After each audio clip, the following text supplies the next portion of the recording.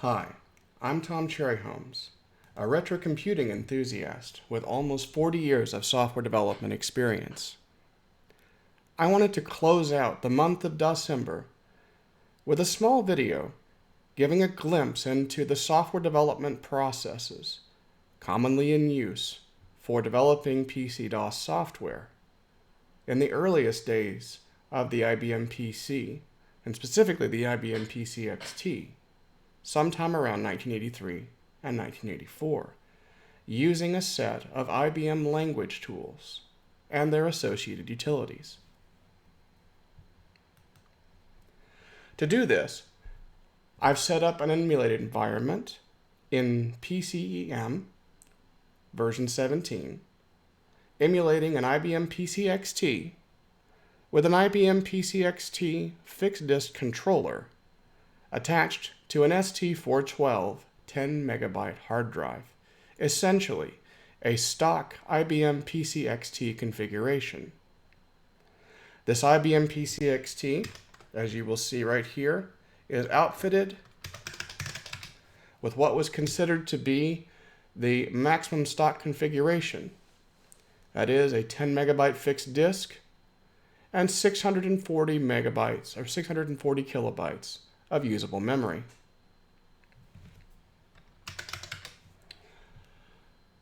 We're also using a copy of IBM PC-DOS version 2.10, which had been released in September of 1983. On this hard drive, we see a smattering of IBM Language Tools. These were language tools that IBM had licensed from Microsoft and correspond exactly to the Microsoft language products as they were available at that time. We have here a copy of the IBM C compiler, Fortran Compiler, Macro Assembler, Basic Compiler, and COBOL Compiler. As a contrast, we also have a copy of Turbo Pascal version 1.0 and a word processor called New Word, which was essentially a fork of WordStar version 3.3 with enhancements such as proper support for hard disks. To start off with, as a contrast, everybody had a copy of BASIC on their IBM PC in one form or another. This was Microsoft's BASIC 86 that they had ported forward to the IBM PC, and as such was a line-based BASIC. That meant that you had your programs consisting of individual lines, which you edited as individual lines, entering each line, pressing enter to signal the completion of each line,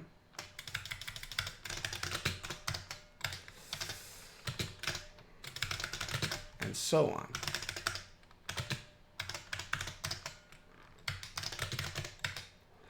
You could, after you were finished typing an editing session, list your program to make sure that it was correct, and you could run it in the environment to make sure that it was correct. We can see right here that we need to make an adjustment. So we go ahead and modify the line that we want to modify. We want the input statement to wind up on the same line. So we make the change, list out the change, test it to make sure that it's okay. There we go. And as we need to, we could save our work.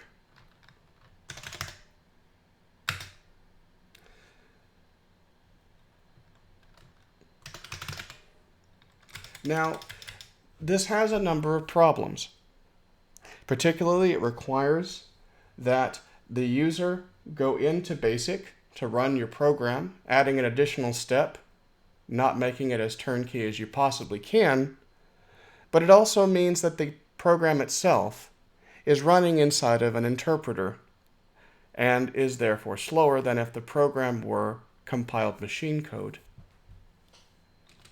So for the next step, we'll actually take this program and run it through the IBM Basic Compiler.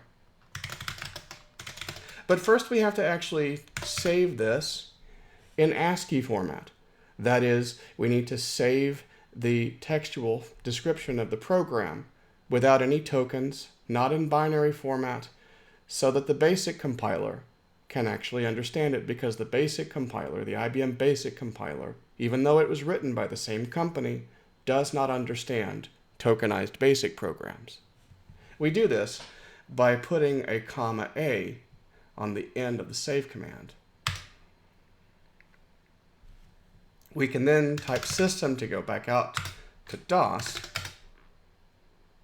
and there is our program. As a matter of fact, let's go ahead and copy that into the IBM Basic Compiler directory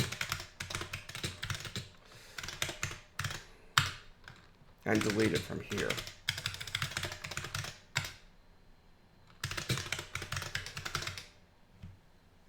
If we go into the IBM Basic Compiler here, we can see the bascom execute, which is the Basic Compiler itself, and a number of additional files that the Basic Compiler needs to function, both in the creation of programs itself and in the function of the compiler. For our purposes, we need to run bascom, and this starts the Basic Compiler. And this will start what is, in essence, a common pattern for all of the Microsoft language products. That is, you get a banner and a handful of questions that are asked if you do not specify the parameters in the order that they're asked here on the command line. In our case, we want to build the name basic that we just created. We want to output this go to an object file name object, sure, keep it as default. We don't really need a listing file, but we'll go ahead and make one anyway. And as we can see here, since the Basic Compiler is essentially a single segment application, everything runs in the same segment, both the Basic Compiler and the program have to fit within 64 kilobytes of memory. So even though we have 640 kilobytes of memory free, we only have approximately 50 kilobytes of memory in which to put our program. This was very common in the early days of software development on the IBM PC, as many of the tools that were brought over to the IBM PC originated on processors such as the Intel 8080, Z80, and 8085, which had a maximum address space of 64 kilobytes. And the 8086 was designed in such a way that those programs could be brought over with a minimum of translation. But I digress. Once we come back, we see that there are no errors, and we might think, okay, well, now we have our executable, right? Well, not exactly. What we actually have here is a relocatable object file. The program has been converted into machine code, but it's missing two things. One, it's missing resident copies of all of the runtime routines that the program needs, such as printing something to the screen and getting input from the keyboard. And all of the addresses inside the object file are essentially not in their final place. And that can only be determined once you take and link together the libraries that you need for the missing runtimes along with your object file. To do that, we need to use the link command, which is, for all the Microsoft tools, pretty much the same program in different versions, to take and combine your object file, giving a final output file, a memory map if we want it, and any libraries that we know we want to use. Now, if we don't specify any of them, the linker will try to use any libraries that are in the same directory and resolve against them.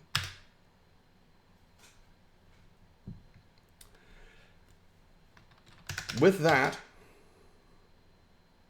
we now have our name executable, which is approximately 1.7K in size. Not bad, but there is a catch, and that is that the runtime here must also be present along with your program, which for many people that was okay. But we can run our program. What's your name?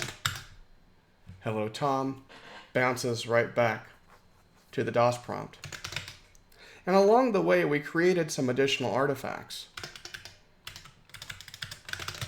We can use the more command to take a look at them, namely the listing file. Oops, sorry. It actually has been long enough that I remembered that you have to pipe it through.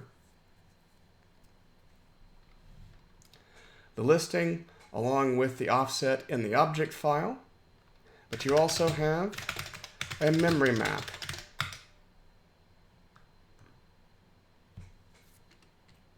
Of all of the different segments, where they start, where they stop, how big they are, and what class the segment actually is, along with the program entry point, which can be useful if you want to run this program through debug.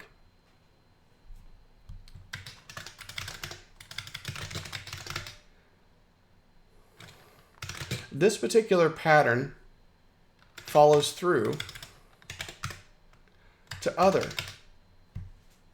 pieces of software, to the other language tools. I'll start by using what's called Ibm C here, which is a batch file which adds some paths that I need, particularly to the compiler, utility, and linker directories. And then we'll go into my demo folder here. Now we have our artifacts already built here. I'm going to go ahead and delete them and we'll recreate them.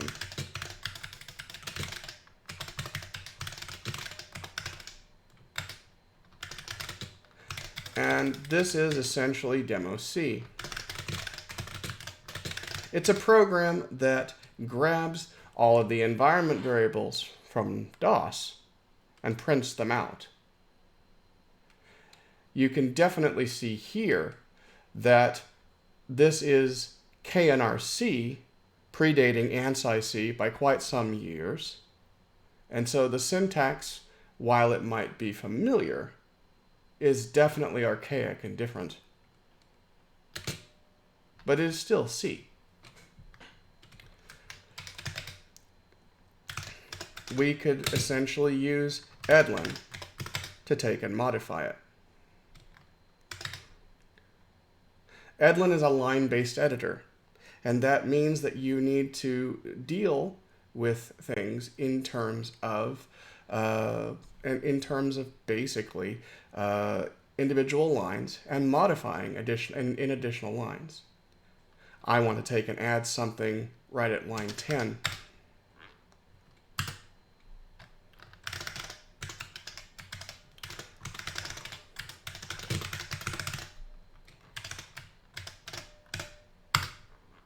And you see, it's giving me the opportunity to keep typing. I'm done, so I can press Control-C. And if we do a list at this particular point, we can see the results of what has changed. And we can see by the asterisk where our cursor is in the line editor.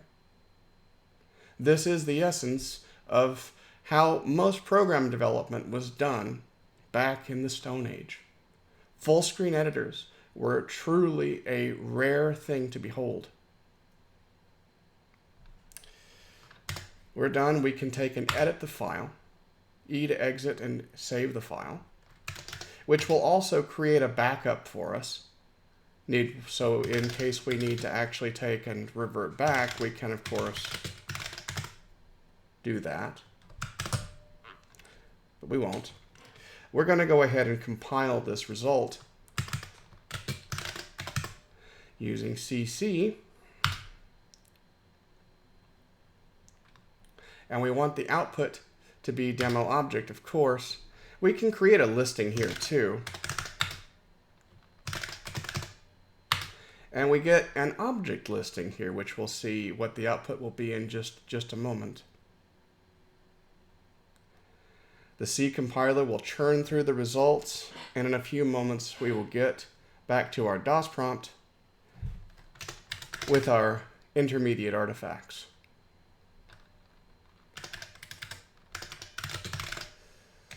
We have a list file, of course, which was intended to be printed out on a printer.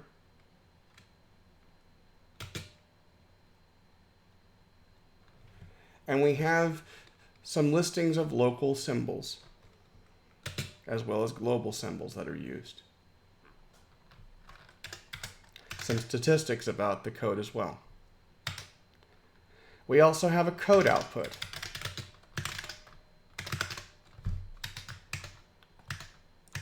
Which corresponds roughly to the x86 assembler that is emitted by the compiler for the object file.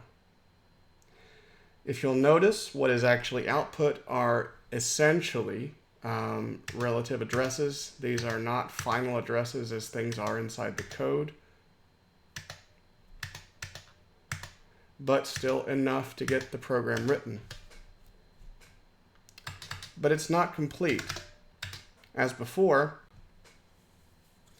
we need to run this through the linker to get something usable, both to resolve against the C library for the missing routines, such as printf, but also to take all of that, resolve every missing address, and put everything into its final place in memory.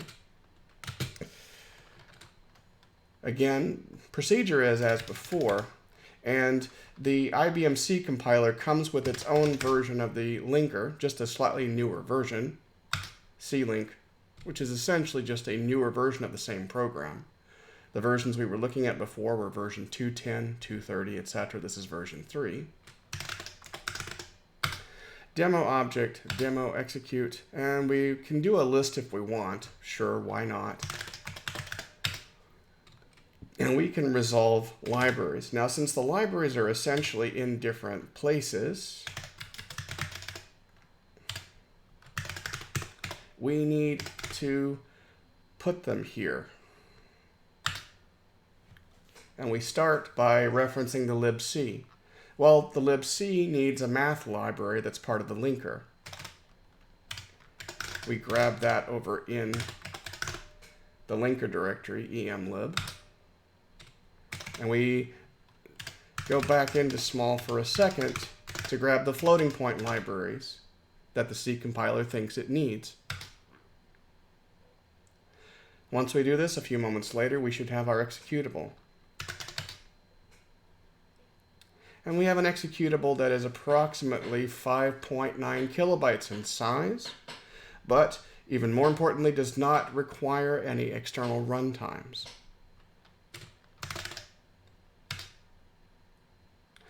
And we can see our output here working just as expected. Some of the artifacts produced in the meantime include the map file, which is segment maps, and the code listing, which you saw earlier, list files, etc. This was what was thought to be important for professional software development as of 1983. As a small aside here, this was considered a professional piece of software, and if you've done C programming in the last 30 years, you may look inside the include directory and realize that, wow, there aren't that many header files here, are there? Even in the sys directory here. Bare minimum, just the bare minimum. But a C compiler nonetheless, capable of targeting 3 different memory models, small, which was essentially programs no larger than 64K for code and data. Medium for programs with larger data segments, and large for programs that had both multi-segmented code and data sizes.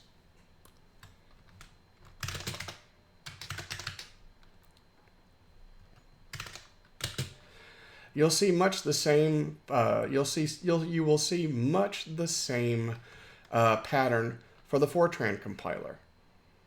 And for the Fortran compiler, I'm actually going to do things a little bit different here. We're actually going to go into NWU, because it might actually be evident here. Maybe you've gotten tired of using Edlin and you got yourself a word processor such as NWU or WordStar or DisplayWrite, any number of these programs that could actually take and output non-document text files would work just fine. And there were a few of them. NWU is nice because it provided all of the interesting features of WordStar while also making it much nicer if you had a hard drive based system, which WordStar 3.3 didn't support all that well to begin with, because it was ported directly over from CPM80, which really didn't have a concept of subdirectories. We'll change the log directory to be the Fortran compiler, and we'll see that we have a couple of files that might be useful to us, particularly hello4, which is a hello world for Fortran. We'll just go ahead and load the document so you can see.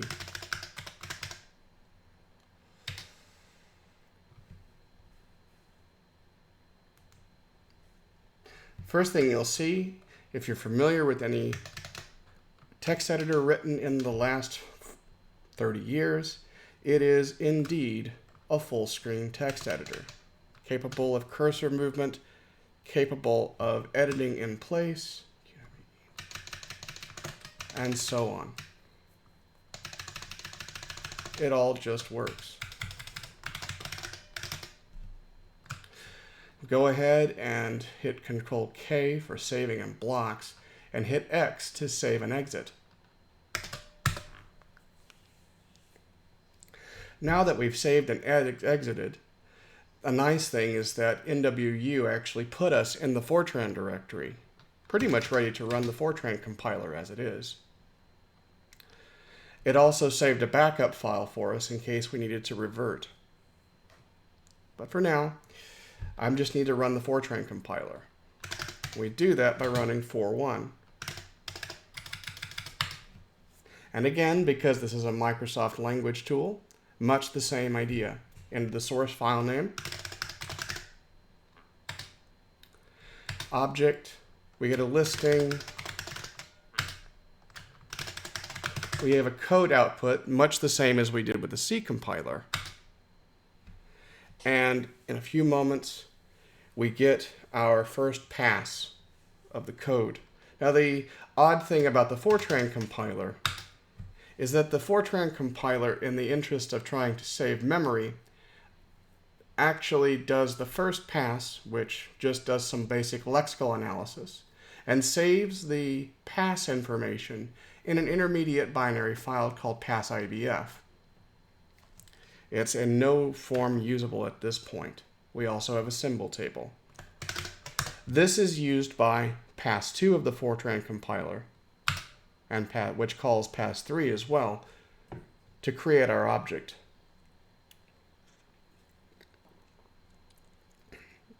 Pass3 was not needed, so in essence, what we got was our output. And in fact, again, if we do our listing, we can see our basic source code listing.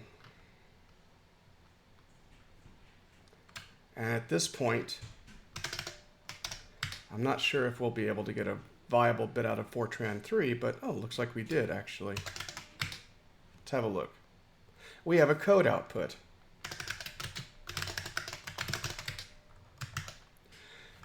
And from that, we have our assembly that gets output for each procedure and function.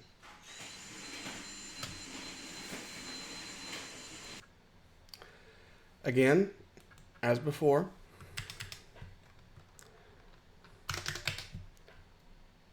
we call the linker to finish the job. And yet another version of the Microsoft linker here, but it works much the same way. Object map file,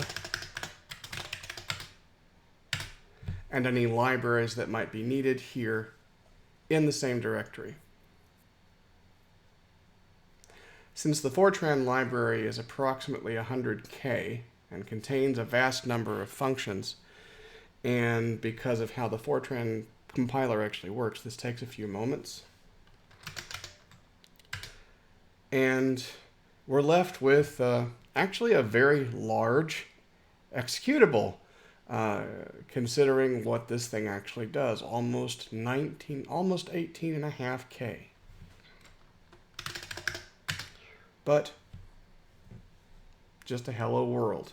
Not the most efficient code, but if you were doing work in Fortran, you could do your work here in Fortran on the IBM PCXT, compile your work, and distribute complete executables, much the same as the rest of the language products.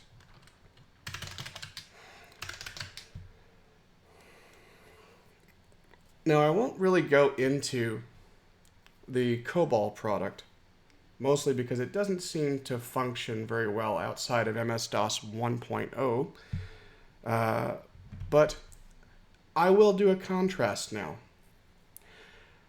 With each of these language products, as you just saw, the C compiler, the Fortran compiler, the basic compiler, and even the macro assembler,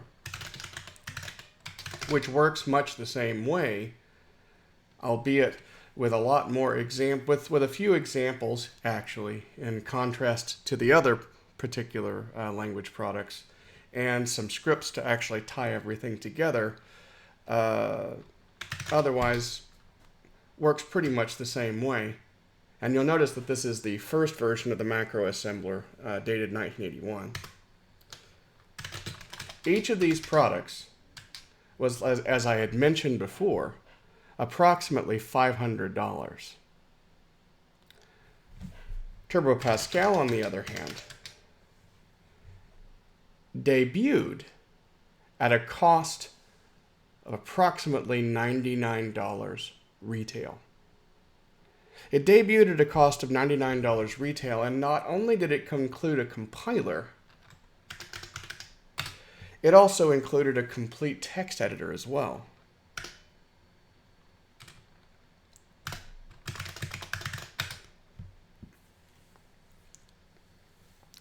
For a complete environment that could be used however you saw fit to take and get real work done. It really was something else. Compared to what else was out there, this was paradise. And with the low cost that it had, it caught on like wildfire and helped propel Borland into the stratosphere. And to top it off, it was a text editor. It provided a text editor that by default, used WordStar key bindings. So you could edit your code, go immediately back into the language environment, set a few compiler options, say compile to a COM file, compile the result, and within a few moments get a complete executable ready to distribute. Now, it's worth noting that this was the Calc Pass example that came with Turbo Pascal 1.0, which implemented a fairly complete spreadsheet in about 1,200 lines of code. we have our finished bits. And the interesting thing about Turbo Pascal was that the version of Turbo Pascal that was initially available for MS-DOS could not run programs inside the IDE environment. It wasn't the world's biggest loss. It ultimately meant that compiling to memory was reserved for checking syntax and making sure that everything was okay there. But it did ultimately mean that you needed to quit and run a compiled executable. And mind you, this is a spreadsheet here in approximately 24K of program space. But it works rather well. And my numlock seems to be stuck, but that's okay. /Q done. Big difference. And the tools that Borland would make would go on to influence all of the language products, not just from Microsoft, but from just about everyone else, by raising the bar to include a complete program development environment that is tightly coupled to a fast compiler, one-upping even the UCSD Pascal system. So with that, I'm going to end the video here, just kind of giving a small little glimpse here as to what software development was like, and ending my involvement here for DOScember. So until next time, guys, as always, have fun.